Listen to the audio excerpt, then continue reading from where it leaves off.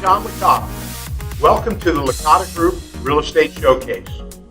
We're here at the Keller Williams Capital Properties Studio in Stafford, Virginia. The Licata Group is your team of real estate advisors. Here with me today are two of my teammates and colleagues, Jasmine Ruby, our Client Services Manager, and Michelle Bowen, our Listing Manager. On this program, we'll be talking about anything and everything related to real estate to help you make an informed buying and selling decision. On today's show, Jasmine, Michelle, and I will discuss the importance of first impressions when selling your home, particularly landscaping, staging your home for photographs, and marketing your home. Almost all people looking for a house or any property are turned on or off by the first sight when they pull in their driveway. In fact, it starts when they're looking on the internet. Michelle, what are some very easy and inexpensive ways to enhance your home's curb appeal so you can get the most money in the least amount of days on the market? Actually, John, based on recommendations from Tim Bettendorf of Bettendorf Landscaping, flower beds need to be clean and look well maintained. Any weeds need to be pulled and fresh mulch applied. Also, you'll need to remove sticks, any debris, and low-hanging branches. Also, you'll need to keep bushes trimmed as an item most homeowners overlook. Now remember, the most important time to trim 90% of shrubs is early spring or late winter. So, if you're getting ready to put your house on the market this spring, start thinking about trimming that needs to be done. Another thing is to tidy up the yard. Any items that may be an eyesore need to be moved or put away. Repair or fix items that are visible from the street. Some things may be repairing loose shutters, siding, things of that nature. Also, keep the yard free of leaves and keep the grass mowed during the warm months. Most important, keep up with these items while your house is on the market. Don't do them once and not maintain. I can tell you, Michelle, that in my experience in working with buyers, that often you go to the house, they've seen it online, and before they even get in the door, they're disappointed, and they're shutting that house down real quickly. Jasmine, what are some things that you've experienced to help market the home or to give better impressions?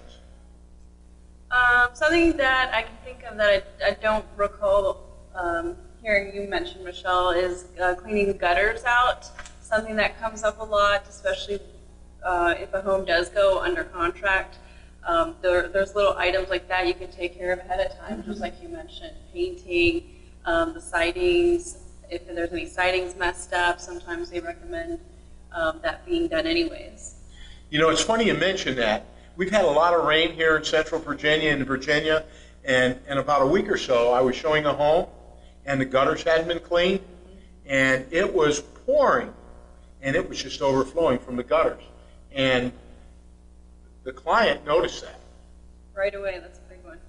Yeah, for sure. You know, another thing that I see when you're walking into a house, you'll have old things sitting outside, trash sitting outside. You'll have cars blocking the driveway. It just affects that first impression. It really does. A buyer needs to be able to pull up to the house and envision themselves living there. So you want to eliminate things like bicycles laying in the yard, trash laying around, boots on the porch, all those kinds of things you really need to eliminate and make it as neutral as possible. I mean, the home is being lived in very often, but you're absolutely right. We have to give our clients an opportunity, or the client who's walking into the house, an opportunity of seeing the house as they will live in it. Right, exactly. What about neighbors? Is there anything as far as neighbors' homes that if you have a good relationship with them as a seller, you can kind of ask them if they've got things laying out in the yard to help sell your home, give a good first impression on your neighbor's home? Actually, we have come across that before, and assuming that you do have a good relationship with your neighbor, I would suggest maybe going and talking to them and telling them that, you know, you're planning to put your house on the market, ask if they wouldn't mind to tidy up a little bit, if, you know, keep the kids' toys and bikes and things like that up out of the yard, just to kind of help give a good overall impression of the neighborhood. You know, in any house that I've purchased, or even would encourage someone to purchase, I encourage them to go and knock on the door. If they're really interested in that house, you know, it's not too far to be able to go, knock on the door, and get an impression of the neighbors. Talk to the neighbors and see if that's someone they want to live next to. Boy, this has been interesting, guys. A lot of good conversation for our clients and for people watching our show here today. We'll be right back after this.